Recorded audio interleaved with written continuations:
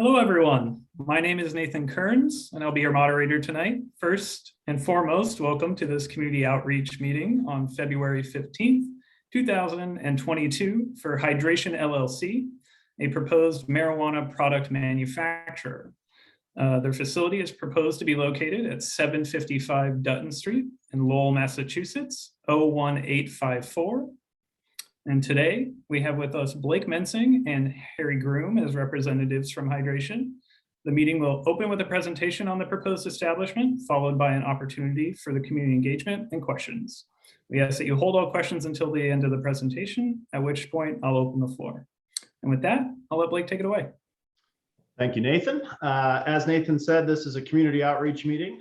That's part of the state's Cannabis Control Commission process. It is incumbent upon us to cover this set of topics that I will address. The first one is that, again, this is a proposed marijuana product manufacturing facility at 755 Dutton Street in Lowell.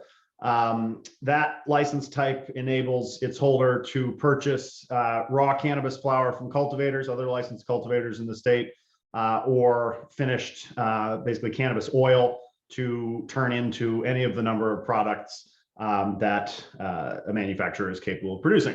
So here, and that license type, just to emphasize, is not a retail, so there's really no public-facing component.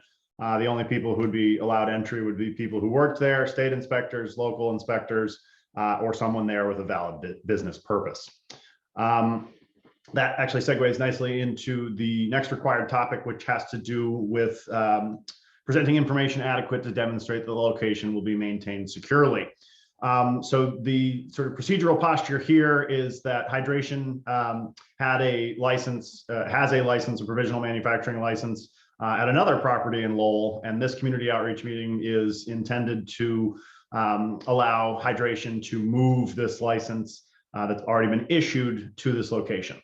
So the reason I bring that up is that the narrative on the security plan requirements have been vetted by the Cannabis Control Commission and approved. The standards that narrative was addressing are found in 935 CMR 500.110, and those security regulations go into really granular detail about what sort of capabilities that security system may have. So the highlights of that security system are that essentially every square foot of the facility is going to be under camera coverage 24 hours a day, 365 days a year. That footage must be stored for 90 days. The Cannabis Control Commission requires that be full 1080p or HD resolution. Each frame of that footage has to be sort of pausable and then immediately sort of legible or readable to the viewer. They will have an irremovable date, time, location stamp on that footage, so on each frame, to ensure that we understand where the camera was pointing. And as I said, every square foot of this facility will be under camera coverage, except for the bathrooms for obvious privacy reasons. The regulations require commercial grade locks, and it also requires that the licensee identify different sort of members of the hierarchy of staff that may access certain areas within the facility. In other words, you must designate some limited access areas where your day one employee wouldn't necessarily have access. That would be basically anywhere where there's finished product, so the vault, the actual place where any cannabis oil is stored, which would be the vault, and that sort of thing. So yeah, that's the first line of defense. The next required topic has to do with preventing diversion to minors. As I said, this is a facility that's not public facing. You have to work there, be from the state, be from Lowell, or be there, with a business license of your own in another cannabis sector, coming to do business. So the way I always illustrate this is state law takes precedence in this arena over everything.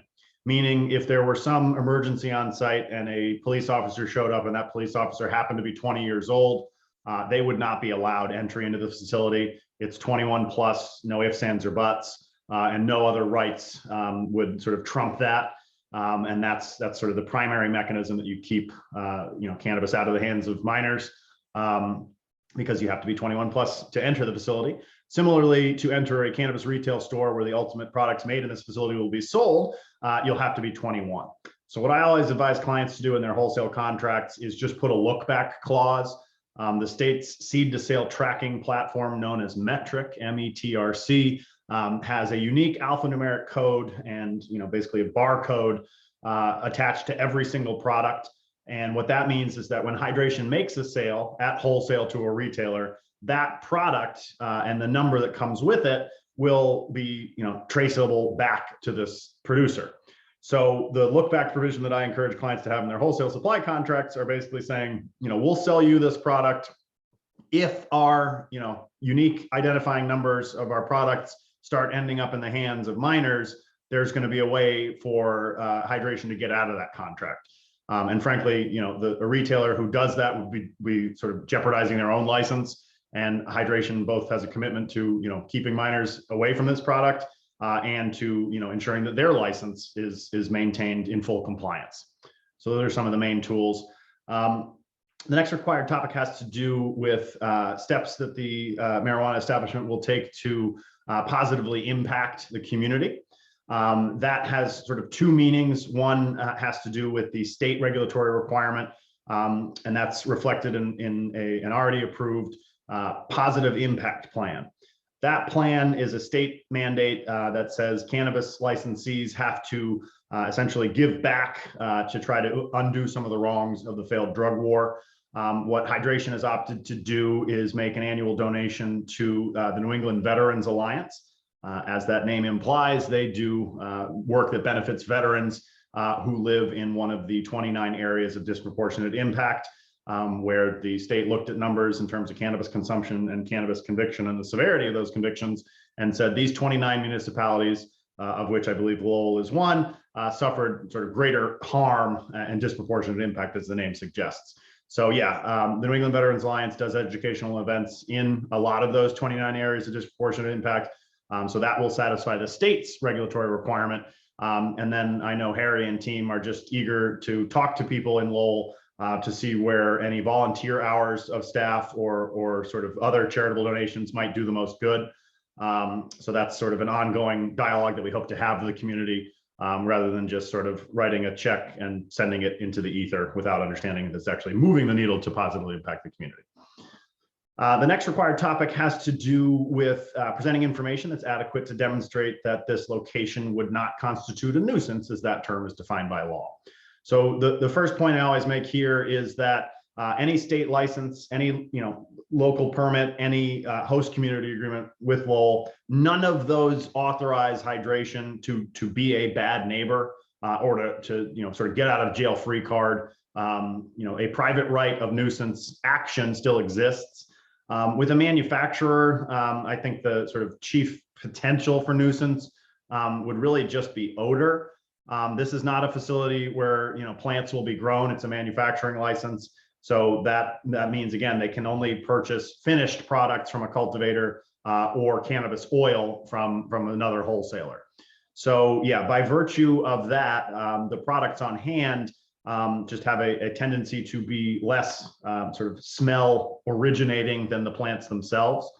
And the processes involved here are such that you're turning it in to different products. And then actually back to the prevention of diversion to minors, each package is required to be child resistant. So an added benefit of that child resistant sort of labyrinth and mechanisms they have in place is that it tends to have an odor containing effect. And in addition, the facility itself is bound by state regulations to not emanate odors. Basically, that's detectable by someone with a normal sense of smell, walking by on the street. So the biggest line of defense in that has to do with the HVAC equipment and technology that you employ. So I would say the likelihood of including a carbon filter on the outflow of any air that might be leaving the building, that would be a really good line of defense here. And again, no permit, no license here is a get out of jail free card. Anyone who does have an issue in terms of a potential nuisance, they could bring a lawsuit, and that would be a huge ding on the license, and that would be something that hydration has no interest in sort of inviting. So yeah, the other sort of more localized concerns that some people could consider a nuisance might have to do with traffic and parking. I would just emphasize that, this is not public facing, so you don't need retail customers to come. It's only business to business. And then the other point I would make is that once we do successfully get permission from the Cannabis Control Commission to change the location to 755 Dutton, that still is incumbent upon us to get local permitting. So that will be a site plan review and special permit issued by the city of Lowell. During those public hearings, they will, ask all these same questions again to guard against nuisances. So, complying with the local regulations and the state regulations is really your best tool to avoid creating a nuisance. And just knowing Harry and team, I think they're going to have an open door policy with neighbors. And by open door, I mean communication wise, they can't just walk in, but yeah, just open dialogue. So yeah, Hydration's committed to being a good neighbor. And with that, I'll turn it back to Nathan. Thanks, Blake. We'll now move into the community participation part of tonight's meeting. If you have any questions or comments about the proposed site, you can use the Zoom raise hand button to signal me. Okay, I'm not seeing any questions from the audience. And so with that, we will conclude tonight's community outreach meeting for Hydration LLC. Thanks for attending, everyone.